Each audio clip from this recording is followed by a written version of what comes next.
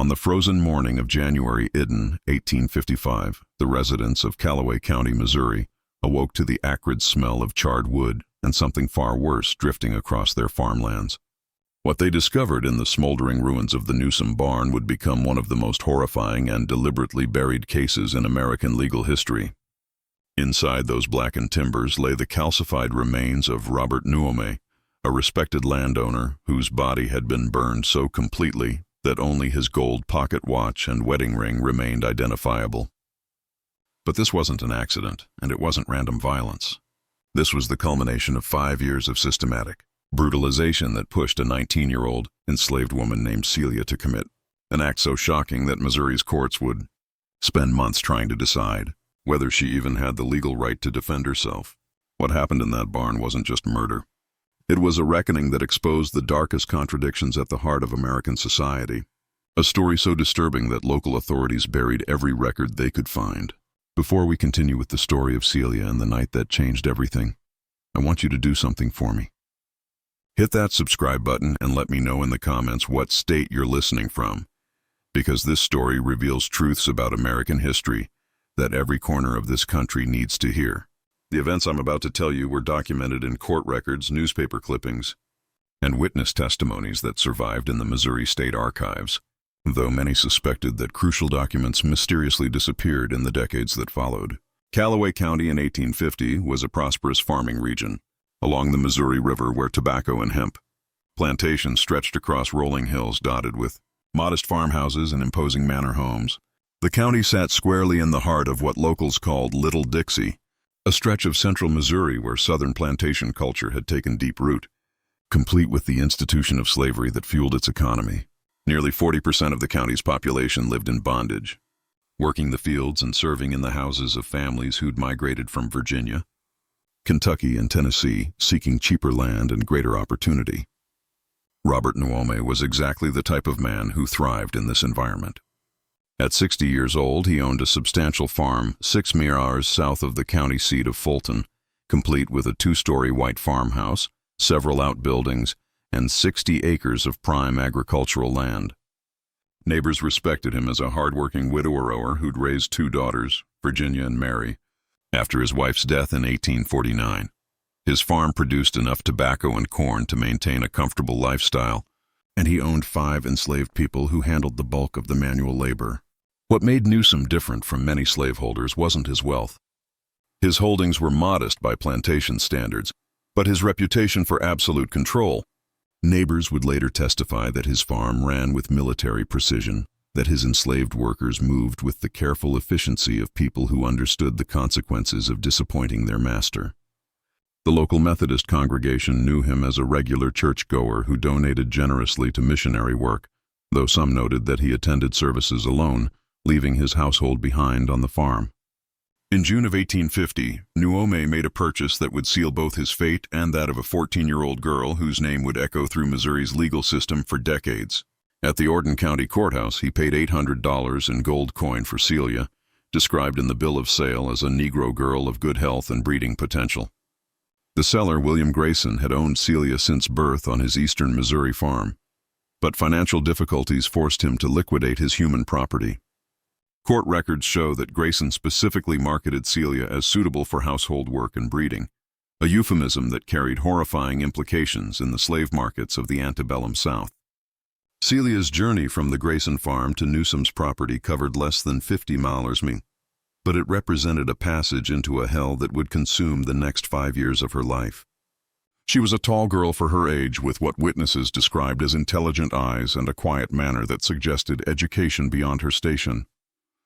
Former enslaved people who knew her would later recall that she could read simple words and had learned basic arithmetic, skills that were not only unusual but technically illegal for enslaved people in Missouri. The Newsom farm where Celia arrived that summer was a world unto itself.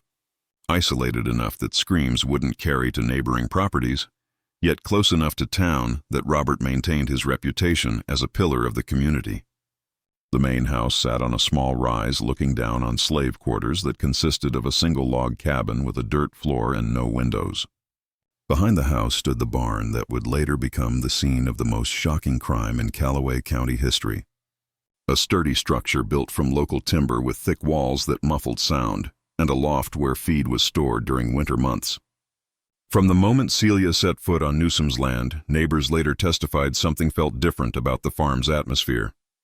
The other enslaved workers, Ben, a man in his 30s, Coffee, a woman of middle age, Patty, Coffee's teenage daughter, and young Joe, barely 10 years old, moved with a tension that went beyond the usual weariness of enslaved people. When questioned years later during legal proceedings, several admitted that they'd been warned by Nuome to mind their own business regarding his treatment of the new girl. What none of them could have predicted was that this quiet 14-year-old would ultimately become the catalyst for a legal case that would expose the fundamental contradictions of American justice, forcing Missouri's courts to confront questions they'd spent decades avoiding. Could an enslaved woman legally defend herself against rape? Did property have the right to resist its owner? And what happened when the law's protection of white male authority collided with its pretense of Christian morality? The assault began on Celia's first night at the Newsom farm, and it would continue with methodical regularity for the next 5 years. What we know about those early months comes from testimony that Celia herself would later give. Words so devastating that the court reporter's handwriting visibly trembled as he recorded them. According to her account, Robert Nuome made his intentions clear before she'd even unpacked her few belongings in the slave cabin. He told me I was to come to the house when he called. Celia testified, her voice barely above a whisper in the packed courtroom. Said I was bought for more than field work and that I'd learn what that meant soon enough. The pattern that emerged was as calculated as it was horrifying. During the day, Newsom maintained the facade of a respectable Christian farmer, working his fields, attending to business in town, and maintaining cordial relationships with his neighbors. But after dark, when his daughters had retired to their rooms and the other enslaved workers had been warned to remain in their quarters, he would summon Celia to the main house. The physical evidence of these assaults mounted over the months and years that followed. Celia gave birth to her first child, a son, in 1852 when she was barely 16 years old. Newsom's daughters, Virginia and Mary, would later claim they knew nothing about their father's nocturnal activities. Though neighbors testified that it would have been impossible to remain ignorant of a pregnancy occurring under their own roof. The child bore an unmistakable resemblance to Robert Newsom with the same pale green eyes and prominent chin that marked the family line. More disturbing still were the methods Newsom used to ensure Celia's compliance and silence. According to testimony from other enslaved people on the farm, he kept detailed records of every person's behavior in a leather-bound ledger, noting infractions, both real and imagined. This book became a tool of psychological torture, a threat that could be held over anyone who might consider interfering with his treatment of Celia. One wrong word, one gesture of sympathy, and the punishment would extend beyond Celia to include anyone who dared show her kindness. Ben, the oldest enslaved man on the farm, later testified that Nuome had explicitly warned him that what happens in this house after dark is nobody's business but mine, and anyone who makes it their business will find themselves sold down river faster than they can say goodbye. This threat carried particular weight in Missouri, where being sold down river meant transportation to the brutal sugar and cotton plantations of Louisiana and Mississippi, where life expectancy was measured in years rather than decades. The isolation of the Newsom farm played a crucial role in enabling these crimes. The nearest neighbor lived nearly half a mile away, too far to hear sounds from within the house or slave quarters. The farm's layout had been deliberately designed to provide privacy. The slave cabin sat behind a grove of oak trees that blocked sight lines from the main road, while the house itself was positioned to give Robert Newsom a clear view of anyone approaching his property. By 1853, Celia had given birth to a second child. This one, a daughter who also bore her master's unmistakable features. The local Methodist minister, Reverend John Hammond, would later testify that he'd noticed Robert Newsom's particular satisfaction during this period, describing him as a man who seemed to take unusual pleasure in his domestic arrangements. When pressed for details, Hammond admitted that he'd found it strange that Newsom never spoke of seeking a new wife, despite being a relatively young widower, instead expressing contentment with his current household situation. What made Celia's situation even more horrific was the legal framework that enabled it. Under Missouri law, enslaved people were classified as property with no legal standing to file complaints or seek protection from abuse. More specifically, Missouri statutes made it impossible for an enslaved woman to legally accuse a white man of rape. The very concept was considered a legal impossibility since property could not withdraw consent from its owner. This legal reality created a perfect storm of vulnerability that Robert Nuome exploited with increasing boldness. Neighbors would later recall seeing him escort Celia to town on several occasions, describing their relationship as that of a man showing off his finest possession. At the general store, witnesses observed him purchasing fabric for dresses that were far finer than typical slave clothing, as well as small luxuries like ribbons and soap that suggested a relationship that went beyond that of master and field hand. The psychological toll of this prolonged abuse became evident to the other enslaved people on the farm, though they were powerless to intervene.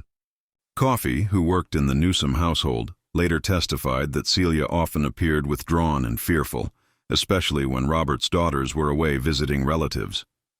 During these periods, Coffee said the house felt like death itself had settled over it. The most disturbing aspect of Robert Nuome's behavior may have been his apparent belief that his actions were not only legal but morally justified. According to testimony from his daughters, he often spoke of his responsibilities as a slaveholder, claiming that he provided better care for his human property than many other masters in the county. This twisted logic allowed him to frame his systematic rape of Celia as a form of benevolence. He was in his mind providing her with shelter, food, and even luxuries that she would never have access to otherwise. But by late 1854, something fundamental began to change in Celia's demeanor. Several witnesses would later testify that she seemed to be gathering courage, speaking more directly to other enslaved people on the farm and asking pointed questions about legal matters that no enslaved person was supposed to understand. Coffee recalled one conversation in particular where Celia asked whether a person could be held responsible for protecting themselves if the law wouldn't protect them. These questions would prove to be more than idle curiosity. As 1854 drew to a close, Celia was pregnant with her third child, and according to later testimony, she had reached a breaking point that would transform her from victim to perpetrator of one of the most shocking crimes in Missouri history. The winter of 1854 brought an unusual coldness to Callaway County, with temperatures dropping below zero for weeks at a time and snow piling so high that many farms became completely isolated from their neighbors.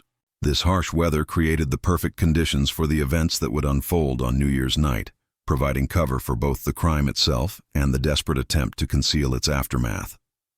During this period, Celia's behavior underwent a transformation that didn't go unnoticed by the other people living on the Newsom farm. Ben later testified that she had begun asking strange questions about fire, how quickly different materials burned, whether buildings could collapse from heat, and what happened to bones when exposed to extreme temperatures. At the time, he assumed these questions stemmed from her responsibilities for maintaining the household fires during the bitter winter months. More ominously, Coffee reported that Celia had begun collecting small objects around the farm, pieces of rope, metal implements, and what appeared to be combustible materials like dried hay and pine pitch. When questioned about these items, Celia claimed she was preparing for emergency situations in case the family became snowed in without adequate supplies. Given the severity of the weather, this explanation seemed reasonable enough that no one pressed her for details. What we now know, based on evidence that emerged during the subsequent trial, was that Celia had spent months developing a plan that was as methodical as it was desperate. Court documents reveal that she had somehow gained access to legal texts, possibly borrowed from Newsom's own library, and had begun to understand the hopelessness of her situation under Missouri law. If she couldn't seek legal protection from her master's abuse, she would have to create her own form of justice. The catalyst for Celia's final decision came in late December when Robert Newsom announced that his daughters would be spending the New Year holiday with relatives in Jefferson City, leaving the farm under his sole supervision for nearly a week. For Celia, who was now visibly pregnant with her third child, this news carried terrifying implications. Previous experience had taught her that periods when the daughters were absent invariably meant intensified abuse, as Newsom felt free to act without even the minimal constraint of having his adult children nearby. On December 30th, 1854, Celia made what would later be described as her first direct attempt at resistance. According to her own testimony, she approached Robert Newsom and explicitly asked him to cease his nocturnal visits, citing her pregnancy and her deteriorating health. This conversation, which took place in the kitchen of the main house while Coffee worked nearby, represented a profound break with the established power dynamics of the farm. Newsom's response was swift and brutal. Coffee later testified that she heard raised voices followed by the sound of a physical altercation. When she entered the kitchen, she found Celia on the floor with a bleeding lip and Robert Newsom standing over her, his face flushed with rage. "You don't make demands in my house," Coffee heard him say. "You'll do as you're told when you're told, or you'll learn what real punishment looks like." That evening, as the temperature plummeted towards zero, Robert Newsom made good on his threat. According to Celia's later testimony, he summoned her to his bedroom with unprecedented violence, making it clear that her pregnancy would not protect her from his desires. The assault that followed was, by Celia's account, the most brutal she had endured in 5 years of systematic abuse. But something had changed in Celia during those winter months of planning. Rather than submitting to despair as she had so many times before, she made a decision that would alter the course of her life and create one of the most controversial legal cases in American history. On the evening of December 31st, 1854, as Robert Newsom prepared for what he assumed would be another night of unchallenged domination, Celia was making final preparations for an act of resistance that would send shockwaves through Missouri's legal system. New Year's Eve of 1854 arrived with a bitter wind that howled through the bare trees surrounding the Newsom farm, creating an atmosphere of isolation that seemed to press down on the small collection of buildings like a physical weight. The temperature had dropped to nearly 20 degrees below zero, cold enough that the windows of the main house were covered with thick frost that obscured any view of the outside world. For Celia, who had spent weeks planning for this moment, the extreme weather provided both opportunity and cover for what she was about to attempt. During the day, Robert Newsom had followed his usual routine, tending to the livestock and checking on his stored tobacco crop, but his mood was notably agitated. Ben later testified that the master had been drinking more than usual, not enough to incapacitate him, but sufficient to make his temper even more unpredictable than normal. Coffee observed that he kept checking the road for signs that his daughters might return early from their New Year's visit to Jefferson City, though the heavy snow made travel virtually impossible. As evening approached, Newsom's attention increasingly focused on Celia, who was performing her regular household duties with what appeared to be unusual calm. What he didn't notice, but what Coffee would later remember with chilling clarity, was that Celia had spent the afternoon making subtle preparations throughout the house and barn. She had repositioned certain pieces of firewood near the main hearth, adjusted the placement of oil lamps in ways that seemed insignificant, and made several trips to the barn carrying items that she claimed were related to evening livestock care. At approximately 8 o'clock, Robert Newsom dismissed the other enslaved people to their quarters, a routine that had played out hundreds of times over the previous 5 years.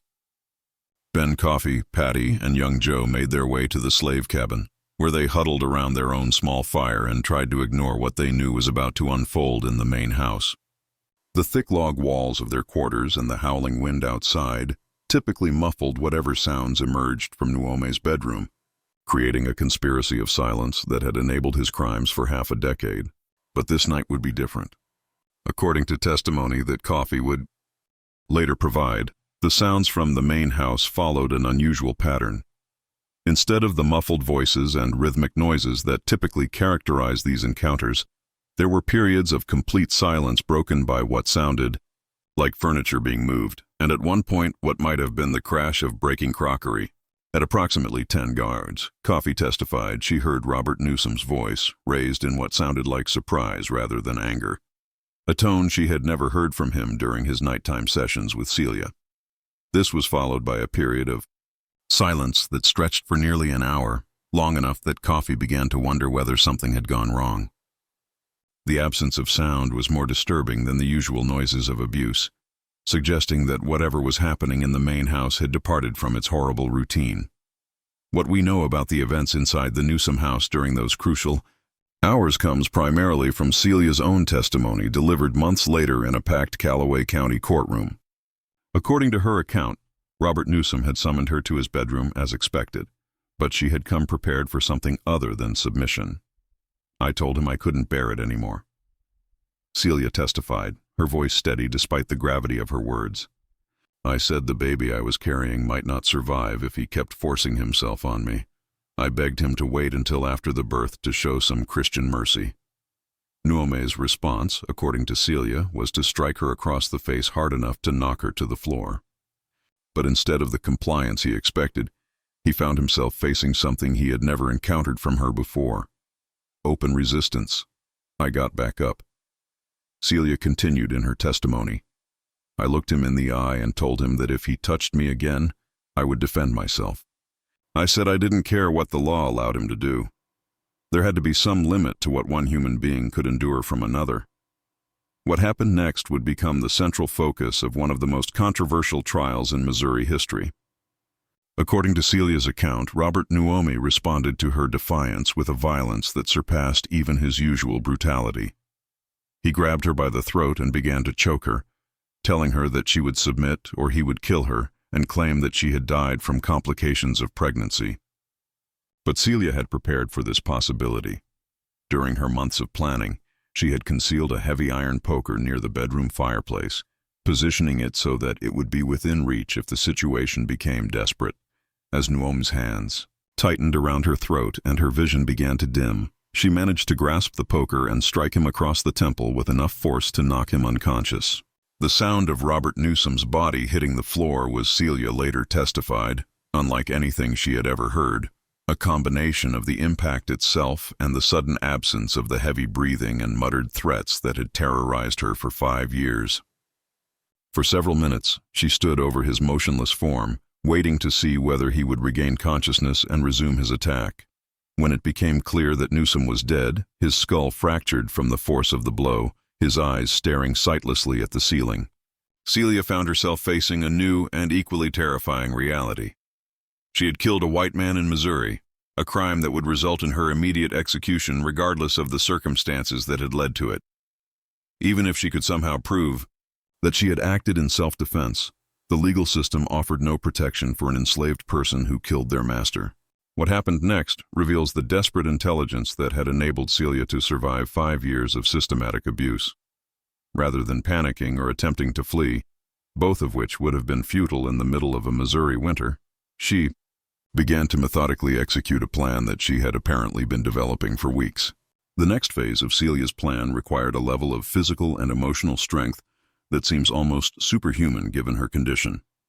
6 months pregnant, injured from the struggle with Nuome, and working alone in sub-zero temperatures. Yet, the evidence that emerged during her trial suggests that she executed each step with methodical precision, as if she had rehearsed these actions dozens of times in her mind. First, she needed to move Robert Newsome's body from his bedroom to a location where she could dispose of it completely. This task alone would have challenged a healthy man, much less a pregnant woman. But Celia had apparently anticipated this difficulty. Using bed sheets and rope that she had strategically positioned earlier in the evening, she managed to wrap Nuome's corpse and drag it down the stairs and out of the house toward the barn. The barn itself had been prepared for what was to come. During her afternoon trips, Celia had rearranged the stored hay and firewood to create what was essentially a funeral pea, though she would never use that term in her later testimony. She had also gathered additional combustible materials: pine, pitch, dried corn stalks, and even some of the fine fabric that Newsome had purchased for her dresses. Anything that would burn hot and fast enough to consume evidence completely. Coffey's testimony provides the only witness account of the next few hours, though her view was limited to what she could observe from the slave quarters. She reported seeing unusual flickering lights in the barn sometime after midnight, far brighter and more active than the typical glow of a single lantern. More disturbing was the smell that began to drift across the farm around 2 in the morning. Not just wood smoke, but something organic and terrible that made her stomach turn. It smelled like when we butchered hogs in the fall, Coffey testified, but different somehow, sweeter and more sickening. The fire that Celia set in the barn burned with an intensity that was visible even through the thick frost on the slave quarters' windows. But this wasn't a random blaze. It was carefully controlled, designed to consume specific materials while leaving the barn structure intact enough to suggest an accidental fire. The engineering of this destruction shows a level of planning that suggests Celia had studied the science of combustion, possibly from the same books that had taught her about Missouri's legal statutes. By dawn on January 1st, 1855, the fire had burned itself out, leaving what appeared to be the aftermath of a tragic accident. The interior of the barn had been gutted with charred timbers and ash covering what had once been stored feed and equipment. To a casual observer, it might have looked like a fire had started accidentally, perhaps from a carelessly placed lantern or a spark from someone's pipe, and spread quickly through the dry materials. But Celia's plan required more than just destroying the evidence. She also needed to create a plausible explanation for Robert Newsom's absence. When the other enslaved people emerged from their quarters on New Year's morning, they found her in the kitchen of the main house preparing breakfast as if it were any other day. When Ben asked about their master's whereabouts, Celia calmly explained that he had gone to town early to conduct business despite the holiday in the severe weather. This explanation might have held for a few hours, but it quickly became untenable, as neighbors began to notice signs that something was wrong. The first to arrive was Thomas Schultman, a neighboring farmer who had planned to discuss a land transaction with Newsom on New Year's Day. Finding no one in the main house except Celia, who insisted that her master was away on business, Schmann became suspicious enough to examine the burned barn and question the other enslaved people. Ben's testimony later revealed the moment when Celia's carefully constructed story began to unravel. Under intense questioning from Schmann, Ben admitted that he had not actually seen Robert Newsom leave the farm and that the master's horse was still in its stall. More damaging still, Schmann noticed that Nuome's heavy winter coat remained hanging on its hook in the main house. Hardly the attire someone would choose for a business trip in sub-zero weather. As more neighbors arrived throughout the day, drawn by news of the mysterious fire and their friend's unexplained absence, Celia found herself facing increasingly hostile interrogation. The white farmers of Callaway County were not easily fooled, and they began to piece together a timeline that made Celia's story impossible to maintain. The discovery that broke the case came when Schmann and two other men decided to search the barn ruins more thoroughly. Hidden among the ash and debris, they found objects that no accidental fire should have produced: fragments of human bone, teeth, and Robert Newsom's gold pocket watch. Its face cracked, but its inscription still readable. Just when we thought we'd seen it all, the horror in Callaway County intensifies. If this story is giving you chills, share this video with a friend who loves dark mysteries. Hit that like button to support our content, and don't forget to subscribe to never miss stories like this. Let's discover together what happens next. The confrontation that followed was swift and decisive. Faced with physical evidence of her master's death and unable to maintain her fiction any longer, Celia made a decision that would transform her from a cunning killer into something far more dangerous to the established order of Missouri society. A woman willing to tell the truth about what slavery actually meant for those who lived it. The moment of truth came at approximately 4 odds on the afternoon of January 2nd, 1855, as shadows grew long across the ash-covered floor of the Newsom barn. Thomas Schultman held up the charred remains of Robert Newsom's pocket watch, its gold case blackened, but still bearing the engraved inscription, RN, faithful service to God and country. The other men, farmers, businessmen, pillars of Callaway County society, stood in a silent circle around the evidence of murder and destruction. Celia, who had been brought to the barn under guard, showed none of the hysteria or collapse that the men expected from a woman caught in such circumstances. Instead, according to multiple witness accounts, she displayed what one observer described as an unsettling calm, as if she had prepared for this moment for years. When confronted directly with the evidence of her crime, Celia made a choice that stunned everyone present. Rather than denying her involvement or pleading for mercy, she looked each man in the eye and spoke words that would echo through Missouri's legal system for months to come. "Yes, I killed Robert Newsom," she said, her voice clear and unwavering. "I killed him because he had been raping me for 5 years, since I was 14 years old.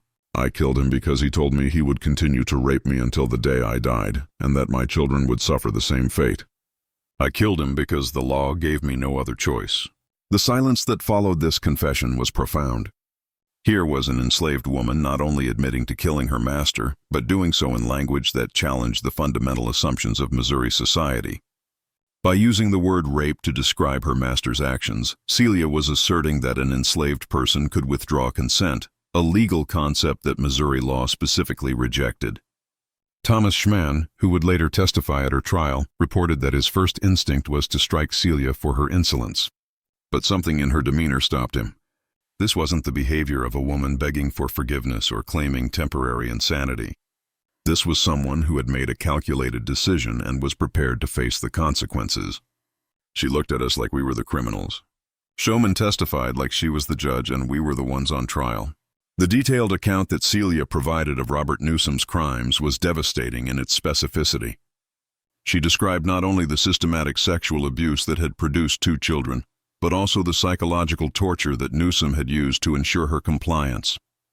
She spoke of threats against the other enslaved people, of punishment that would extend to anyone who tried to help her, of a system designed to make resistance impossible. What made her testimony even more disturbing was the clinical precision with which she described the murder itself. She explained how she had studied Newsom's routines for months, learning when he was most vulnerable and how to position herself for maximum advantage. She detailed the construction of the funeral pea, the temperature required to completely consume human remains, and the careful arrangement of evidence to suggest an accidental fire. "I spent every night for 4 months planning how to kill him," she told the horrified men. "I studied his books to learn about law, about fire, about what it would take to make him disappear completely. I wanted him to burn the way he made me burn inside." More damaging still, she provided details about Newsom's behavior that only someone with intimate knowledge could have known. The location of scars on his body, his habits and mannerisms, conversations that had taken place behind closed doors. She described how he would force her to address him as master, even during the most intimate violations. How he would quote scripture while assaulting her, and how he had begun planning to abuse her infant daughter once the child was old enough. But the most shocking aspect of Celia's confession wasn't what she revealed about Robert Newsom's crimes. It was her articulation of the legal philosophy that had driven her to murder. During her months of secret study, she had somehow gained an understanding of legal principles that challenged Missouri's slave codes at their foundation. "If I am property," she told her captors, "then I cannot be held responsible for crimes against my owner because property cannot commit crimes. But if I can be held responsible for murder, then I must be a person with the right to defend myself. You cannot have it both ways." This logic was so dangerous to the established order that several of the men present reportedly urged immediate lynching rather than allowing Celia to repeat these arguments in a courtroom. The idea that an enslaved person could use legal reasoning to challenge the system that enslaved them was more threatening than simple violence. It suggested that the entire structure of Missouri society might be built on contradictions that could not withstand scrutiny. The moment that truly broke the composure of her captives came when Celia began to describe the network of people who had helped her. She spoke of free blacks in Jefferson City who had smuggled her legal documents, of a sympathetic clerk in the courthouse who had allowed her access to law books, and most shockingly of several prominent white citizens who had known about Newsom's crimes and chosen to remain silent. Judge Marshall knew, she said, naming a respected local magistrate. "He saw the bruises on my arms when I accompanied my master to town." Reverend Hammond knew. "He saw my children and couldn't help but notice who they resembled." Dr. Breenage knew when he treated my broken ribs last spring. They all knew, and they all decided that Robert Newsom's reputation mattered more than my suffering. The decision to pursue a legal trial rather than extrajudicial execution was ultimately made by Judge William Hall, who had been summoned to the scene as word of the crime spread throughout the county. Hall, a Virginia-born jurist with deep roots in Missouri's slaveholding community, recognized that Celia's case posed questions that the legal system would eventually have to confront. Better to address them in a controlled courtroom setting than to allow them to fester in the community's collective conscience. But even as preparations began for what would become one of the most controversial trials in Missouri history, another layer of the mystery began to unfold. During the search of the Newsom property, investigators discovered evidence that Celia's education and legal knowledge hadn't emerged from nowhere. Hidden in the slave quarters, they found books, newspapers, and legal documents that no enslaved person should have possessed. Materials that suggested a network of support that extended far beyond the isolated farm. More disturbing still was the discovery of detailed journals in Celia's handwriting, documenting not only her own abuse, but that of other enslaved women throughout Callaway County. The journals contained names, dates and specific incidents that painted a picture of systematic sexual violence that extended far beyond the Newsom farm.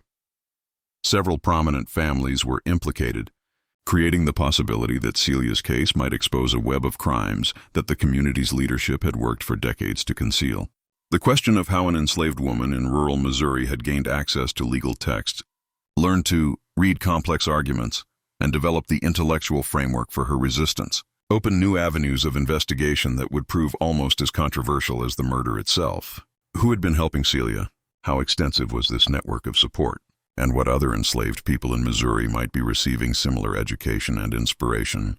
As Celia was transported to the Callaway County Jail to await trial, these questions hung over the community like smoke from the burned barn. The physical crime had been solved, but the intellectual and moral challenges it represented were just beginning to unfold. The trial of Celia began on October 9, 1855, in a Callaway County courthouse packed with spectators who had traveled from across Missouri to witness what newspapers described as the most significant legal proceeding in our state's history. The case had already generated intense controversy throughout the region, with abolitionist newspapers in the North hailing Celia as a symbol of resistance, while pro-slavery publications in the South denounced the proceedings as a dangerous precedent that threatened the entire institution. Judge William Hall, presiding over the case, faced legal questions that had never been directly addressed by Missouri courts. Could an enslaved person claim self-defense against their master? Did the state's laws protecting women from sexual assault apply to enslaved women? And, perhaps most fundamentally, could property be held criminally responsible for crimes against its owner? Celia's defense team, led by John Jameson, a respected attorney who had taken the case pro bono, despite significant social pressure, built their arguments around Missouri's existing statutes protecting women from sexual assault. They argued that these laws made no explicit racial distinctions and therefore should apply to all women within the state's borders. If Celia had the legal right to resist rape, then her killing of Robert Nuome constituted justifiable homicide. The prosecution, led by District Attorney Robert Putit, countered with the fundamental principle of Missouri's slave code. Enslaved people were property, not persons under the law. As property, Celia could not withdraw consent from her master's actions, making the concept of rape legally impossible. Furthermore, they argued allowing enslaved people to claim self-defense against their masters would effectively end the institution of slavery by making masters vulnerable to violence whenever their authority was challenged. The testimony that emerged during the trial painted a devastating picture of life under slavery that many white Missourians had never directly confronted. Coffee, Ben, and other witnesses provided detailed accounts of the systematic abuse that Celia had endured, describing a level of sexual violence that shocked even hardened observers. More importantly, they revealed the network of support that had enabled Celia's resistance. A loose alliance of enslaved people, free blacks and sympathetic whites who had provided her with books, legal knowledge, and emotional support. This network proved to be more extensive than anyone had imagined. Testimony revealed that Celia had been in contact with members of the Underground Railroad, though she had never attempted to escape. Instead, she had used these connections to gain access to legal documents and to develop her understanding of Missouri law. Her decision to resist through violence rather than flight was, her attorneys argued, a direct result of her legal education. She understood that even if she reached free territory, her children would remain enslaved and vulnerable to the same abuse she had suffered. The most damaging testimony for the prosecution came from Dr. Marcus Breenage, the physician who had treated Celia's injuries over the years. Despite intense pressure to remain silent, Breenage admitted under oath that he had documented clear evidence of sexual assault and physical abuse during multiple examinations. His medical records presented as evidence included detailed descriptions of injuries consistent with rape and violent assault, some dating back to when Celia was only 15 years old. "I knew what I was seeing," Dr. Breenage testified, his voice barely audible in the packed courtroom. "But I also knew that speaking out would accomplish nothing except destroying my practice and endangering my family." The law provided no mechanism for protecting an enslaved woman from her master's abuse. Even more shocking was the testimony of Margaret Foster, a free black woman who had worked as a seamstress in Fulton and had maintained contact with Celia throughout her ordeal. Foster revealed that she had been documenting cases of sexual abuse against enslaved women for nearly a decade, creating a detailed record that implicated dozens of prominent families throughout central Missouri. Celia wasn't unique, Foster testified. She was just the first one brave enough to fight back. Every enslaved woman I knew lived with this terror. Every one of them knew that their bodies belonged to their masters in ways that went far beyond labor. Foster's testimony opened the door to revelations that sent shockwaves through Missouri society. The defense presented evidence that Robert Nuome had been part of an informal network of slaveholders who regularly shared and exchanged enslaved women for sexual purposes. Letters found in Nuome's personal effects described arrangements with neighboring farmers to borrow enslaved women for extended periods, often while their own wives were away visiting relatives. The prosecution's case began to unravel when they attempted to argue that Celia's actions were motivated by jealousy rather than self-defense. This line of reasoning backfired spectacularly when it became clear that it implicitly acknowledged a sexual relationship between Newsom and Celia, something that undermined their core argument that enslaved people could not be victims of sexual crimes. As the trial progressed, it became increasingly clear that the case had transcended its original boundaries.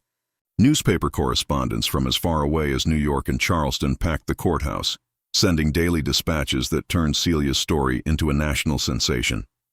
Prominent abolitionists began organizing rallies demanding her freedom, while pro-slavery politicians denounced the proceedings as an attack on Southern institutions. The jury's deliberation lasted for 3 days, an unusually long time that reflected the complexity of the legal and moral questions they faced. When they finally returned to the courtroom on October 19, 1855, the tension was palpable. Every person in the packed courthouse understood that their verdict would have implications far beyond Celia's individual fate.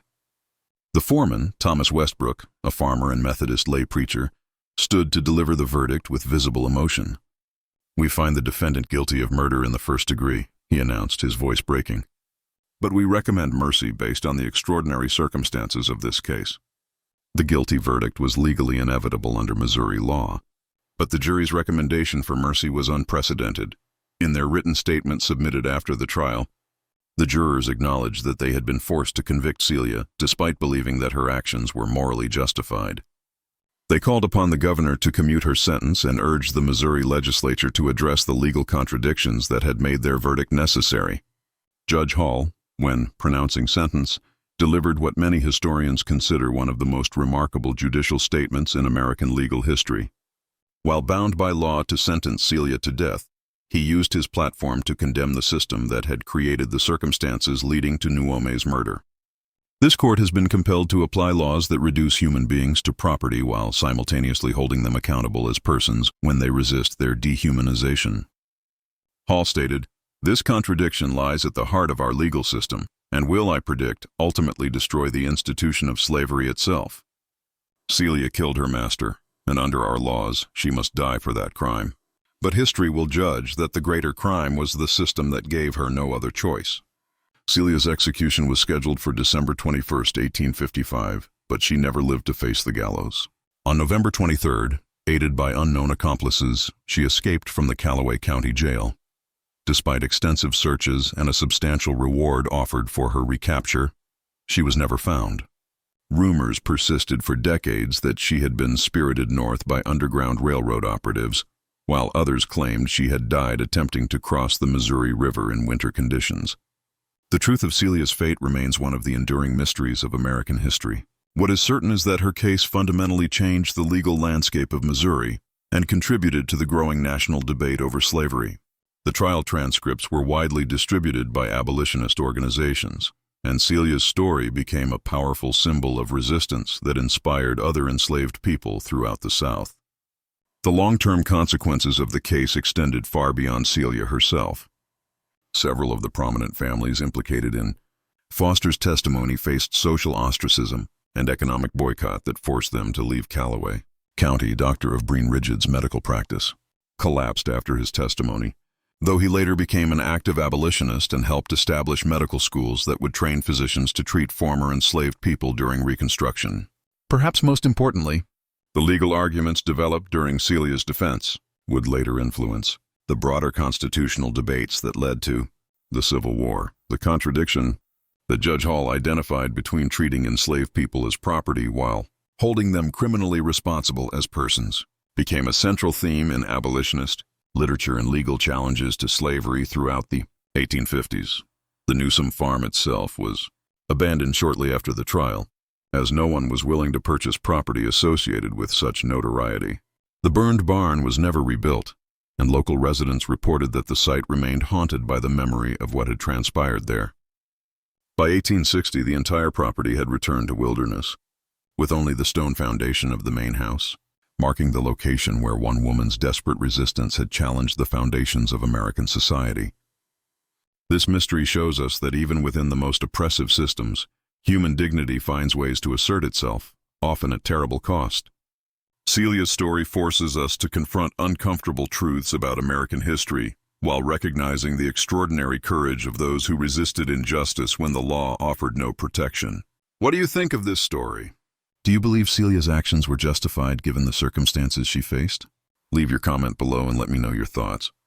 If you found this tale compelling and want to explore more hidden stories from American history, subscribe to our channel, hit the notification bell, and share this video with someone who appreciates the complex realities of our past. These stories need to be told, and together we can ensure they're never forgotten. I'll see you in the next video where we'll uncover another chapter of history that they tried to bury.